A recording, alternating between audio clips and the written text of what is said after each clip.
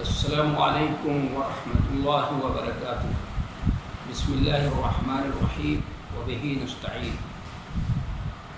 محترم دینی بھائیوں اور بہنوں اور عزیز طالبات، ہم لوگ سے پہلے والے درس میں حدیث ہرقل پڑھ رہے تھے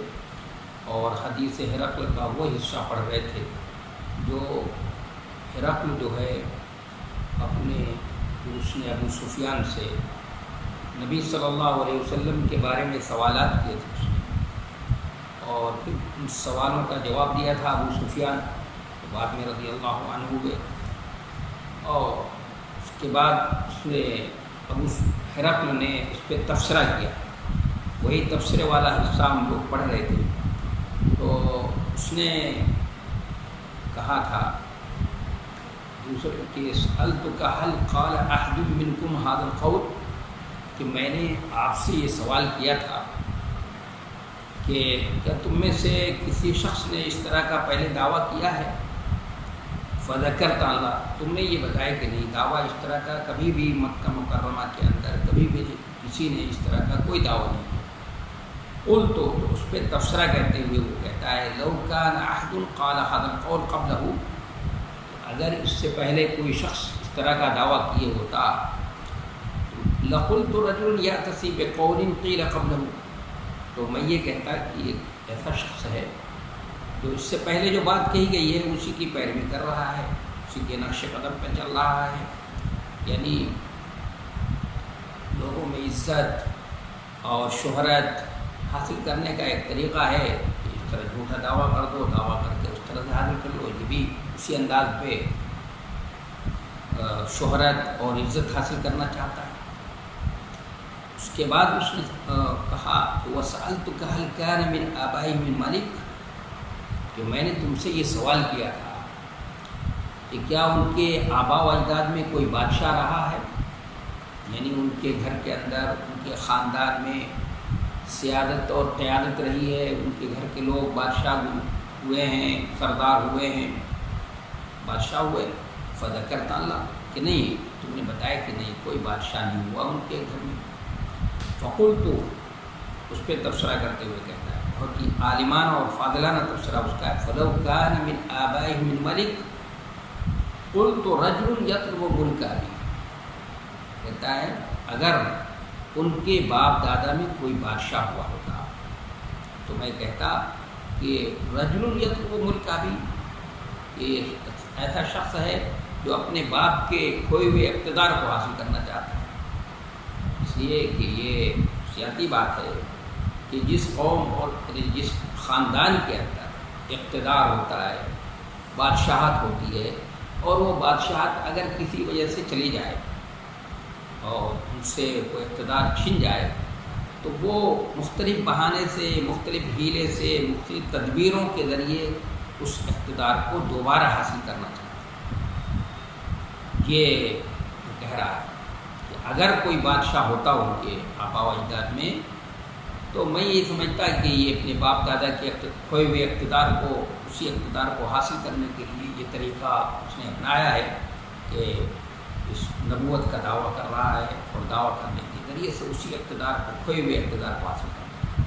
اور ایسا کوئی نہیں ہوا ہے۔ اس کا مطلب یہی ہے کہ وہ سچے نبی ہیں، وہ اپنے اس دعوے میں سچے ہیں،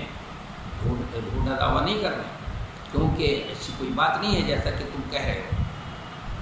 اور آگے کہا وَسَأَلْتُكَ هَلْ كُنْتُمْ تَتَّهِمُونَهُ بِالْكَذِبِ قَبْلَ أَنْ يَقُولَ مَا قَالَ، کہ میں نے تم سے یہ سوال کیا تھا کہ کیا تم لوگوں نے ان کے اس دعوی نبوت سے پہلے کبھی جھوٹ کا الزام بھی دیا ہے؟ یہ سوال کیا، اس نے سوال کیا تھا کہ میں نے تم سے یہ سوال کیا تھا کہ اس دعوی نبوت سے پہلے ان کو جھوٹ کا الزام بھی دیا ہے؟ یعنی جھوٹلانا تو بہت دور کی بات ہے، میں نے بتایا کیا تھا کہ تعبیر وہ اختیار نہیں کہ فَهَلْ كُنْتُمْ تُكَذِّبُونَهُ بلکہ تَتَّهِمُونَهُ بِالْكَذِبِ، یعنی جھوٹ کا ایک الزام دینا ہوتا ہے، ایک ہوتا ہے جھوٹلانا اور ایک ہے جھوٹ کا الزام دینا۔ تو یہ کہہ رہا ہے کہ جھوٹ کا الزام دینے کی بھی نوبت آئی ہے کبھی زندگی میں، تو ابو سفیان نے اس کے جواب میں بھی کہا تھا، اس لیے کہتا ہے فذکرت اللہ، تم نے یہ بتایا کہ نہیں بھائی ان کی زندگی تو بے داغ زندگی ہے، صاف ستھری اور پاکیزہ زندگی ہے، اور وہ ہمارے درمیان تو امین اور صادق کے نام سے جانے اور پہچانے جاتے ہیں۔ وہ کہتا ہے فقد عارف انہ لم یکن لیذر الکذب علی الناس ویکذب علی اللہ۔ وذر یذر کے معنی آتے ہیں، کے معنی آتے ہیں چھوڑ دینا۔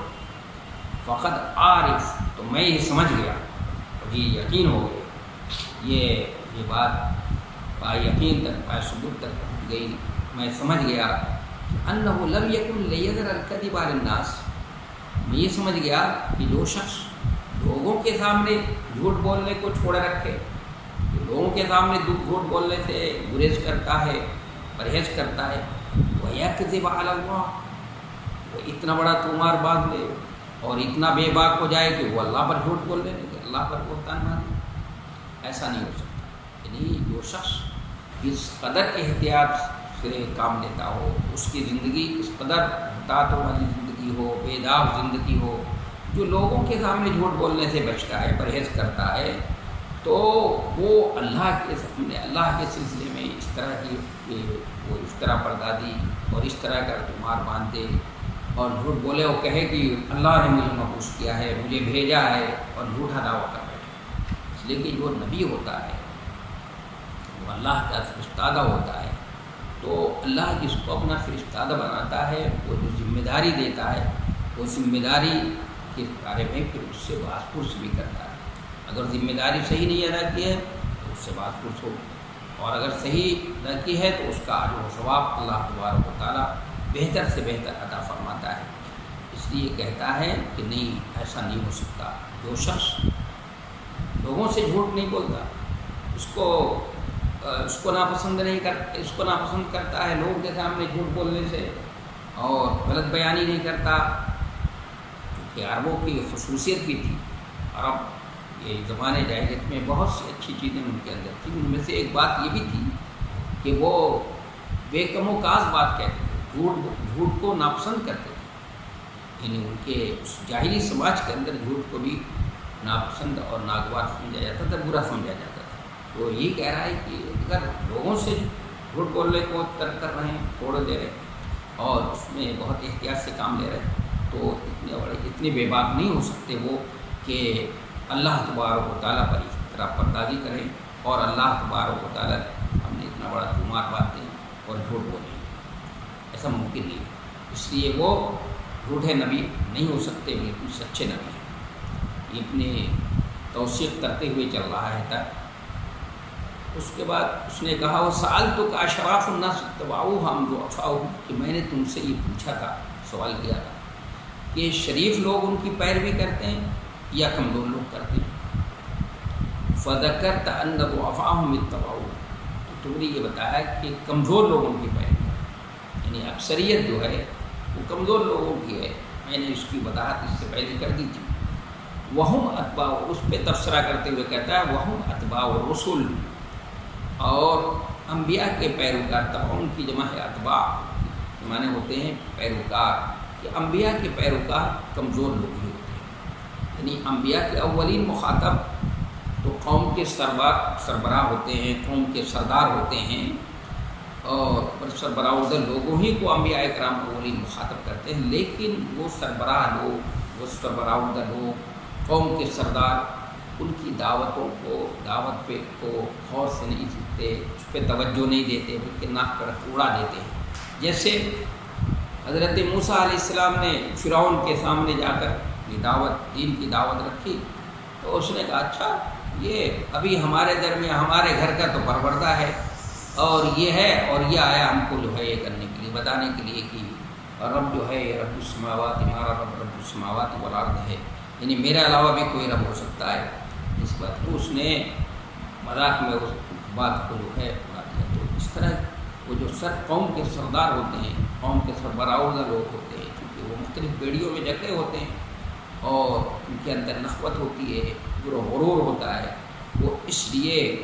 اور یا چونکہ منصب کی بات بھی ہوتی ہے کہ کہیں منصب اور اقتدار نہ چلا جائے ہمارا، اس لیے وہ انبیاء کرام کی دعوت پہ لبیک نہیں کہتے، بلکہ اور اس کے برعکس جو کمزور لوگ ہوتے ہیں، جو سماج میں کچلے اور دبے لوگ ہوتے ہیں، جو مظلوم ہوتے ہیں، تو وہ ان کو ایک سہارے کی ضرورت ہوتی ہے۔ تو انبیاء کرام کی دعوت میں ان کو ایک سہارا نظر آتا ہے تو فوراً جو ہے وہ ان کی دعوت پہ لبیک کہتے ہیں اور ان کی دعوت کو قبول کر لیتے ہیں۔ اس لیے کہہ رہا ہے کہ وہم اتباع الرسل، انبیاء کرام کے جو پیروکار ہوتے ہیں، ماننے والے، وہ کمزور قسم کے لوگ ہوتے ہیں۔ وَسَأَلْتُكَ أَيَزِيدُونَ أَمْ يَنْقُصُونَ، کہ میں نے تم سے یہ بھی سوال کیا تھا کہ ان کی تعداد میں اضافہ ہوتا ہے ام ينقصون، یا کم ہو رہے ہیں، روز بروز کم ہو رہے ہیں۔ فَذَكَرْتَ أَنَّهُمْ يَزِيدُونَ، تو تم نے یہ بتایا کہ روز بروز اضافہ ہوتا ہے، ان کی تعداد میں روز بروز اضافہ ہوتا چلا جا رہا ہے۔ وَكَذَلِكَ أَمْرُ الْإِيمَانِ حَتَّى يَتِمَّ، تو اس پر تبصرہ کرتے ہوئے کہتا ہے وَكَذَلِكَ أَمْرُ الْإِيمَانِ حَتَّى يَتِمَّ، کہ ایمان کا معاملہ ایسی ہے یہاں تک کہ وہ مکمل ہو جائے، یعنی ایسا نہیں جس کے اندر ایمان داخل ہو گیا اور رچ بس گیا تو پھر ایمان میں جو ہے وہ نکلتا نہیں ہے اس سے، اور وہ ایمان ایسی لوگوں کا جو ہے داخلہ ایمان کے اندر، اسلام کے اندر جو ہے ایسے روز بروز بڑھتا رہتا ہے یہاں تک کہ ایمان کیا ہو جائے، اسلام مکمل ہو جائے اور پوری دنیا کے اندر اس کا غلبہ ہو جائے۔ جس لیے کہتا ہے وَكَذَلِكَ أَمْرُ الْإِيمَانِ حَتَّى يَتِمَّ، یہاں تک کہ وہ مکمل ہو جائے۔ وَسَأَلْتُكَ أَيَرْتَدُّ أَحَدٌ سَخْطَةً لِدِينِهِ بَعْدَ أَن يَدْخُلَ فِيهِ، کہ میں نے تم سے یہ سوال کیا تھا کہ کیا کوئی شخص جو ہے ان کے دین میں داخل ہونے کے بعد اس دین سے بیزار ہو کر مرتد ہوا ہے؟ یہ سوال کیا تھا اس نے، کہ میں نے تم سے سوال کیا تھا کہ ان کے دین میں داخل ہونے کے بعد کوئی شخص دین سے بیدار ہو کر مرتد ہوا ہے؟ فذکرت اللہ، تو تم نے یہ بھی بتایا کہ نہیں؟ تو اس پہ تبصرہ کرتے ہوئے کہتا ہے وَكَذَلِكَ الْإِيمَانُ حِينَ تُخَالِطُ بَشَاشَتُهُ الْقُلُوبَ، کہ ایمان کا معاملہ ایسی ہے جب اس کی لذت کسی کے دل میں، جب اس کی لذت دل میں داخل ہو جاتی ہے تو پھر نکلتی ہے۔ وَكَذَلِكَ الْإِيمَانُ حِينَ تُخَالِطُ بَشَاشَتُهُ الْقُلُوبَ، کہ ایمان کا معاملہ ایسی ہے جب اس کی بشاشت، اس کی لذت، ایمان کی لذت کسی کے دل میں داخل ہو جاتی ہے تو پھر وہ ایمان اس کے دل سے نہیں نکلتا ہے۔ اور یہ لذت اس کو کبھی ایسا ہوتا ہے، تاریخ گواہ ہے کہ وہ لذت فوراً ہی حاصل ہو جاتی ہے اور ایمان اس کے دل میں فوراً ہی رچ بس جاتا ہے۔ اس کو اگر دیکھنا ہو تو ہم اس کو فرعون کے جو جادوگر تھے، ابھی چند آئے تھے حضرت موسیٰ علیہ السلام کے مقابلے میں، فرعون نے ان کو بلایا تھا، جب وہ آئے تو فرعون سے کہہ رہے تھے کہ ہم اگر موسیٰ علیہ السلام کے مقابلے میں کامیاب ہو گئے تو ہمیں کیا انعام ملے گا؟ دنیا ان کے پیش نظر ہے، کیا ملے گا انعام ان کو؟ تو فرعون نے کہا کہ اقتدار میں تم کو میں وہ حصے دار بنا لوں گا، ساجھے دار ہو جاؤ گے تم لوگ، یہ تمہارا انعام ہوگا۔ لیکن جب مقابلہ ہوا حضرت موسیٰ علیہ السلام سے اور انہوں نے دیکھا یہ تو جادو نہیں ہے، یہ تو کوئی اور چیز ہے، تو فوراً ہی حضرت موسیٰ اور ہارون علیہ السلام کے عرب پر ایمان لائے، انہوں نے کہا کہ ہم ان پر ایمان لے آئے۔ تو فرعون نے ان کو دھمکی دی اور یہ کہا کہ ہم تمہیں پھانسی کے تختے پر لٹکا دیں گے اور تمہیں مار ڈالیں گے، تمہیں یہ سزا دیں گے، اور بہت کچھ سخت سست کہا۔ لیکن انہوں نے کہا فقد من انت قاض بما تقضي هذه الحیات الدنیا، کہ جو تمہیں کرنا ہو کر ڈالو، بس یہ کرو گے، مار ڈالو گے، یہ زندگی ہماری جو دنیاوی زندگی ختم ہو جائے گی۔ لیکن اب ایمان جو ہمارے دل کے اندر راسخ ہو گیا ہے، رچ بس گیا ہے،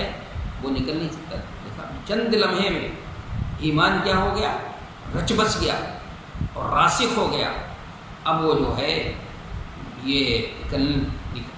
نکلنے والی چیز نہیں ہے۔ اسی لیے نبی علیہ السلام نے اسلام کو اور مسلمان کو کھجور کے تنے سے تشبیہ دیا ہے۔ تو اس میں جو وجہ شبہ ایک لوگوں نے بتایا، ایک وجہ شبہ تو حدیث کے الفاظ کے اندر موجود ہے، ایک دوسرا وجہ شبہ جو بتایا وہاں پر لوگوں نے جو آیت پڑھی تھی، نبی پڑھ رہے تھے، نبی صلی اللہ علیہ وسلم مثل کلمۃ طیبۃ کشجرۃ طیبۃ اصلها ثابت وفرعها فی السماء،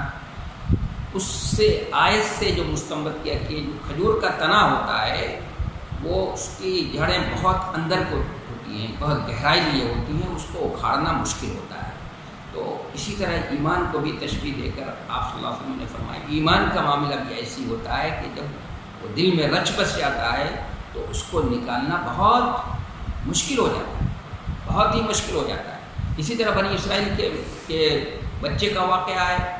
کہ اس کو جب مارا گیا تو اس وقت سارے لوگ جو ہے ایمان لے آئے، اور پھر اس وقت کے حاکم نے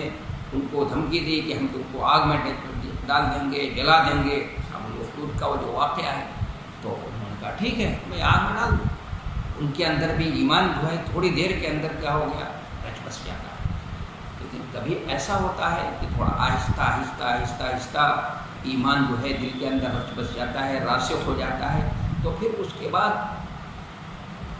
اس کو نکالنا بہت مشکل ہو جاتا ہے۔ زید بن دس نے کہا حضرت خباب بن عرت کا واقعہ ہماری نظروں کے سامنے ہے کہ انہوں نے پھانسی کے تختے کو چوم لیا اور پھانسی کے تختے پہ لٹک گئے۔ انہوں نے کہا ہم ایمان کا سودا نہیں کر سکتے، بہت کوشش کی کہ لوگ ایمان کا، تو مومن ہوتا ہے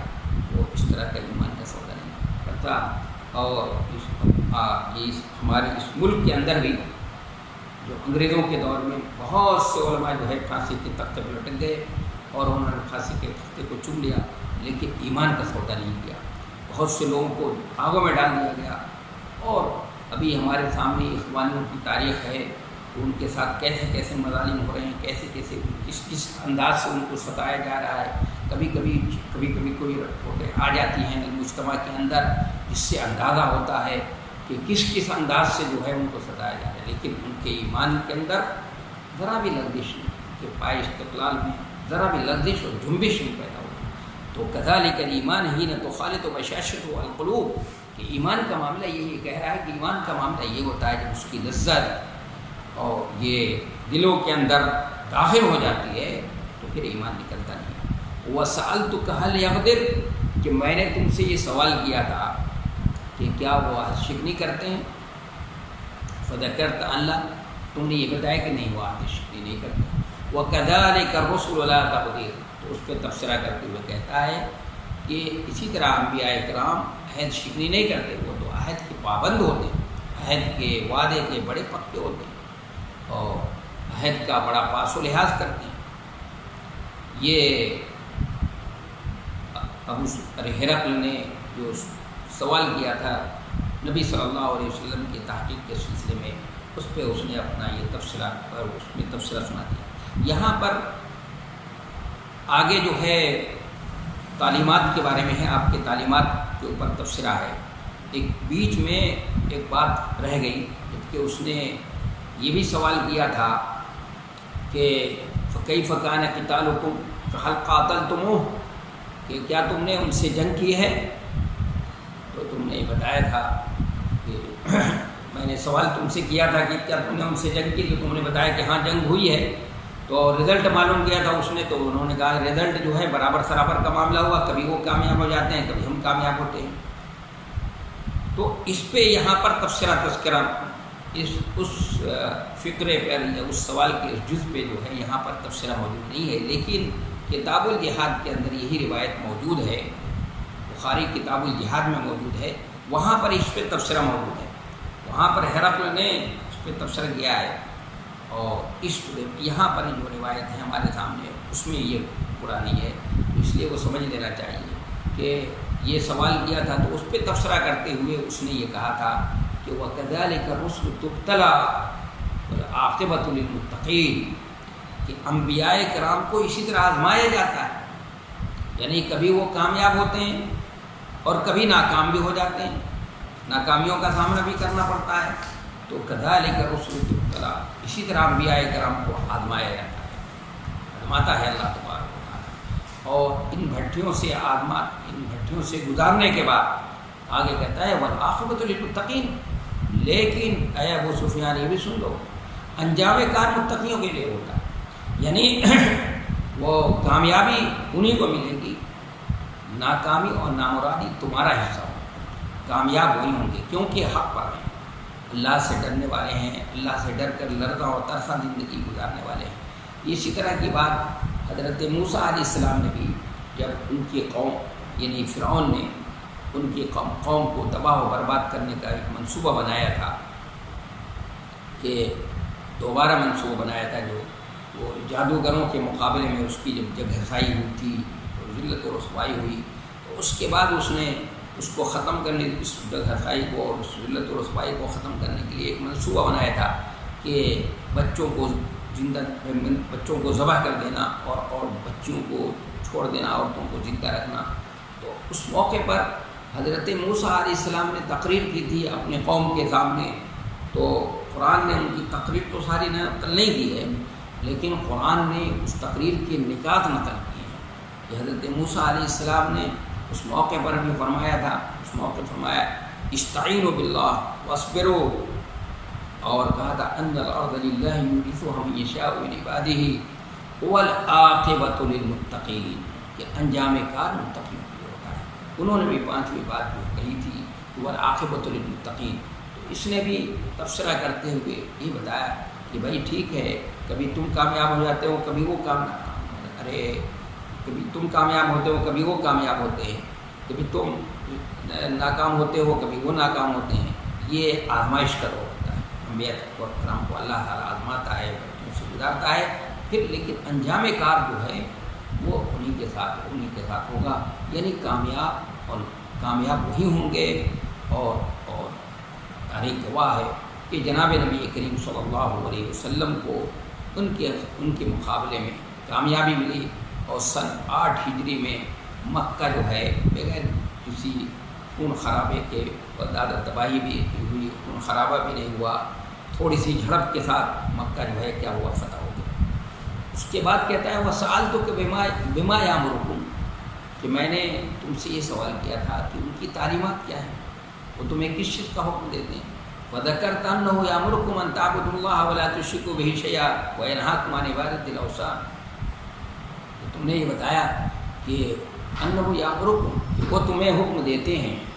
ان کی تعلیمات ہیں کہ ان تعبدوا اللہ، کہ تم اللہ کی عبادت کرو اور اس کے ساتھ کسی کو شریک نہ ٹھہراؤ، اور تمہیں بت پرستی سے روکتے ہیں، منع کرتے ہیں، وہ یامرکم۔ تو یعنی پہلے یہ بات کہ عقیدہ توحید کی دعوت دیتے ہیں۔ تو میں نے عرض کیا تھا ابھی اس وقت تبصرہ کرتے ہوئے، پہلے جو اس نے پوچھا تھا تو اس وقت بھی میں نے بتایا تھا کہ سارے انبیاء کرام کی دعوت اور ان کی دعوت کا آغاز جو ہے اس میں وہ سب سے پہلے جس چیز کی دعوت دیتے ہیں وہ عقیدہ توحید کی، اور وہ بھی عقیدہ توحید میں عقیدہ الوہیت کی، اللہ توحید الالوہیہ کی، اللہ کے علاوہ قولوا لا الہ الا اللہ، کہ اللہ یہ کہہ دو کہ اللہ کے علاوہ کوئی معبود نہیں ہے، اس کائنات کے اندر اگر خالق اور مالک اور عبادت کا مستحق ہے تو صرف اللہ۔ تو سارے انبیاء کرام نے اس عقیدے کی دعوت پہلے دی ہے، کیوں؟ اس لیے کہ عقیدہ ہی جو ہے بیس اور بنیاد ہے،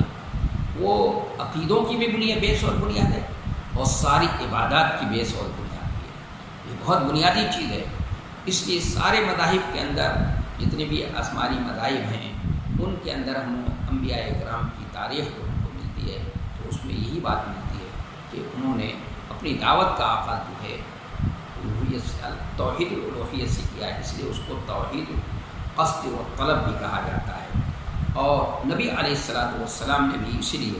اپنے جو جانشینوں کو، جو اپنے نمائندوں کو بھی دعوت کے محاذ پر بھیجا ہے، تو پہلے ان کو بھی یہی تعلیم دی آپ نے کہ دیکھو عقیدے سے بات شروع کرنا، پہلے اللہ کی وحدانیت کی دعوت ہے۔ تو نبی علیہ السلام کی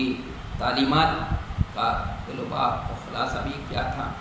آپ صلی اللہ علیہ وسلم نے بھی وہی عقیدے کی پہلے بات کی ہے جیسے اور تمام انبیاء کرتے رہے ہیں۔ اس لیے اس نے یہ کہا کہ سألتک بما یامرکم، کہ میں نے تم سے سوال کیا کہ کس کا حکم دیتے ہیں، تو تم نے بتایا کہ وہ اس کا حکم دیتے ہیں کہ تم اللہ کی بات کرو، اس کے ساتھ کسی کو شریک نہ ٹھہراؤ، اور بت پرستی سے منع کرتے ہیں،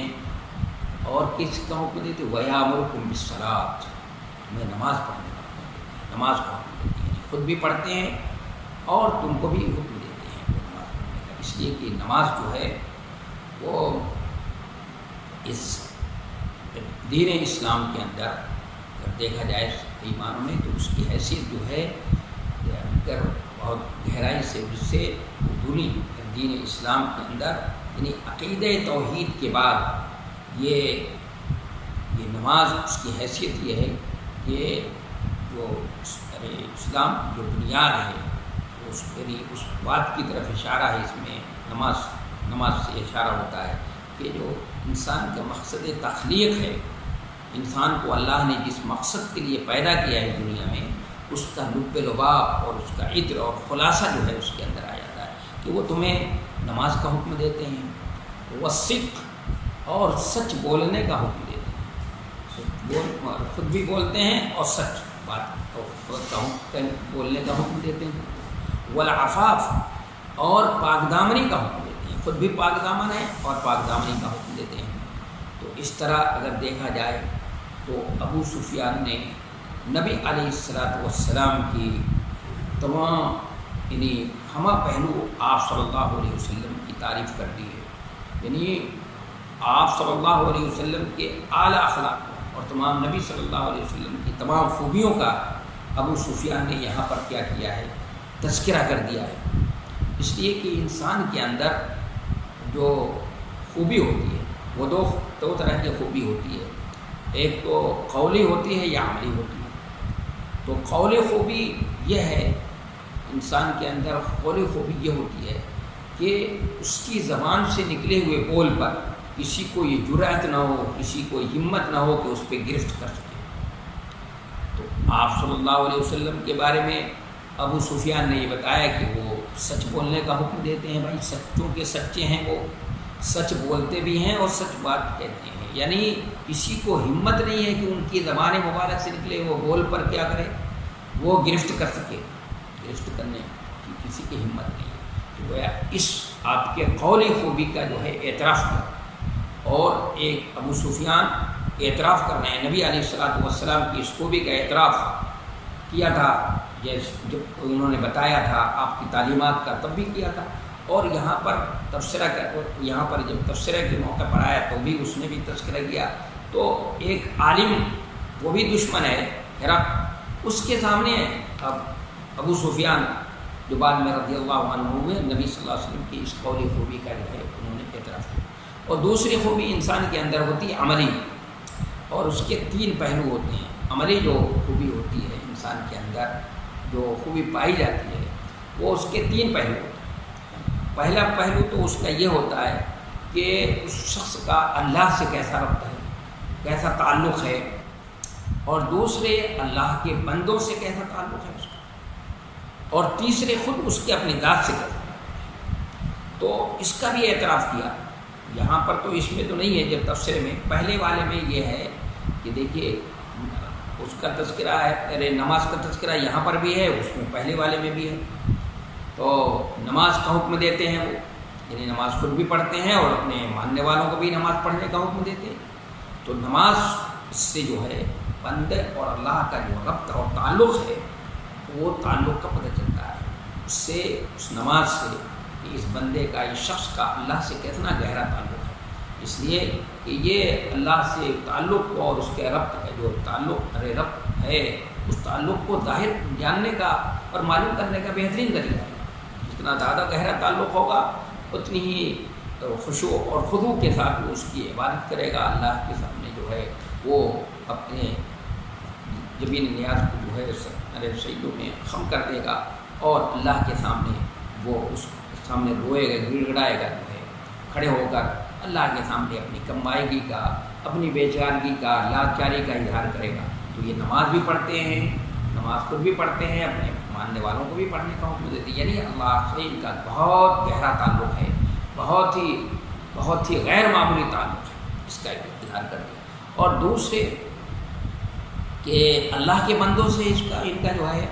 اللہ کے بندوں سے بھی ان کا بہت گہرا تعلق ہے، اس لیے کہ اس وقت جب ابو سفیان نے آپ کی تعلیمات بیان کی تھی، یہاں پر تو نہیں ہے، وہاں پر صلہ کا بھی تذکرہ ہے کہ وہ صلہ رحمی کرتا ہے۔ تو صلہ رحمی کون کرتا ہے، رشتوں کو جوڑتا کون ہے؟ تو نبی علیہ السلام تو رشتوں کو صرف جوڑنے کا کام نہیں کرتے تھے، بلکہ آپ صلی اللہ علیہ وسلم تو اس سے بھی رشتہ جوڑتے تھے جو رشتہ آپ سے توڑتا تھا۔ اس لیے کہ آپ کو حکم تھا کہ سل من قطع،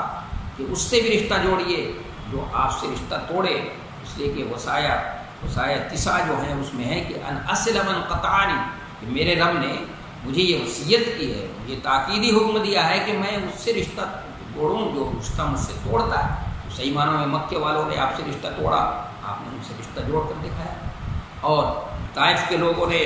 جو شیرخواری کا تعلق تھا، رشتہ تھا، اس رشتے کو توڑا، لیکن آپ صلی اللہ علیہ وسلم نے ان کو رشتہ جوڑ کر دکھایا۔ تو رشتہ جوڑنے کا کام کون کرتا ہے؟ صلہ رحمی کون کرتا ہے؟ وہی کرتا ہے جس کے سینے میں انسانوں والا دل ہو، جس کے سینے میں انسانوں والا دل ہو، جس کے اندر نرمی ہو، جو ایک دوسرے سے ہمدردی کا جذبہ رکھتا ہو، خیر خواہی کا جذبہ رکھتا ہے، وہی جو ہے صلہ رحمی کرتا ہے۔ اس لیے بتا رہے ہیں کہ وہ ان کا اللہ کی مخلوق کے ساتھ، دوسروں کے ساتھ بھی ان کا تعلق جو ہے بہت ہی اچھا ہے، بہت چھوٹا ہے۔ وہ تو دوسروں کو کی تکلیف کو اپنی تکلیف محسوس کرتے ہیں، کہ اگر کسی کو تکلیف میں دیکھتے ہیں تو وہ خود ٹکڑن محسوس کرتے ہیں۔ اللہ تعالیٰ نے خود آپ کے اس وصف کو، آپ کی زندگی کے اس پہلو کو سب سے نمایاں طور پر بیان کیا سورہ توبہ میں۔ اللہ تعالیٰ نے لقد جاءکم رسول من انفسکم عزیز علیہ ما عنتم حریص علیکم بالمؤمنین رؤوف، عزیز علیہ ما عنتم، کہ تمہاری تکلیف ان کو بہت شاق گزرتی ہے۔ اگر کسی کو تکلیف میں دیکھ لیتے ہیں، کسی کو کڑھن میں دیکھتے ہیں، کسی کے اندر کوئی چبھن ہوتی ہے، تکلیف ہوتی ہے، تو وہ خود بھی کڑھنے میں اور دکھ محسوس کرتے ہیں۔ تو ان کا انسانوں کے ساتھ، اللہ کی مخلوق کے ساتھ، اللہ کے کنبے کے ساتھ ان کا بہت گہرا تعلق ہے۔ اور تیسرا پہلو ہے خود اپنی ذات سے ان کا تعلق ہے، انسان کا، اس شخص کا اپنی ذات سے تعلق ہے۔ تو اس کے لیے ابو سفیان نے والعفاف بتایا کہ وہ خود پاک دامن ہیں، پاک نظر ہیں، یعنی اور پاک دامن جو پاک نظر ہوتا ہے، تو کون ہوتا ہے پاک دامن اور پاک نظر؟ جسے اپنی شخصیت کا خیال ہو، جو اپنے آپ کو پہچانتا ہو، جو جانتا ہو، وہ ظاہر ہے جو پہچانتا ہوگا، جانتا ہوگا، وہ کہیں کسی غلط جگہ پہ نظر نہیں ڈالے گا، اس کی نگاہ کسی غلط جگہ پہ نہیں پڑ سکتی ہے، وہ پاک نظر بھی ہوگا، پاک دامن ہوگا۔ تو اس طرح ابو سفیان نے بعد میں رضی اللہ عنہ ہوئے، انہوں نے نبی علیہ السلام کے یعنی جو کے اندر جو خوبیاں تھیں، جو آپ کے اندر نمایاں خوبیاں، ان تمام خوبیوں کا اعتراف کر لیا ہے، اور ایک اللہ تبارک و تعالیٰ نے ایک دشمن سے ایک دشمن کے سامنے جو ہے اس کا اعتراف کرا دیا، یعنی کہ آپ کے اندر قولی خوبی بھی ہے اور عملی خوبی کے جو 3 پہلو ہیں وہ بھی آپ کے اندر پائے جا رہے ہیں۔ یہ وہ نبی علیہ السلام کی اعلیٰ خوبیوں کا اعتراف کر لیا ہے، اور ایک دشمن کے سامنے ابو سفیان نے کیا ہے، اور اللہ تبارک و تعالیٰ نے ایک دشمن کے سامنے جناب نبی کریم صلی اللہ علیہ وسلم کے اعلیٰ اخلاق کی اور آپ کے خوبیوں کا اعتراف کریں۔ اور آپ کیوں نہ ہوتے، جس کی تعریف اللہ نے کی ہو تو اللہ تبارک و تعالیٰ غیر شعوری طور پر دوسروں سے بھی کرا لیتا ہے اس طرح کے کام۔ اور دشمن بھی جو ہے وہ جادو وہی جو سر پہ چڑھ کر بولے، کہ دشمن بھی آپ کی تعریف کرنے سے جو ہے وہ اس میں ہچکچاہٹ محسوس نہیں کرتا۔ تو اس طرح سے اگر دیکھا جائے تو نبی علیہ السلام کی جو تعلیمات بیان کی ہے ابو سفیان نے ہرقل کے سامنے، جب اس سے ہرقل نے آپ کی تعلیمات کا تذکرہ کیا ہے، اس سے اندازہ یہ ہوتا ہے کہ اس طرح ابو سفیان نے جناب نبی کریم صلی اللہ علیہ وسلم کی تمام خوبیوں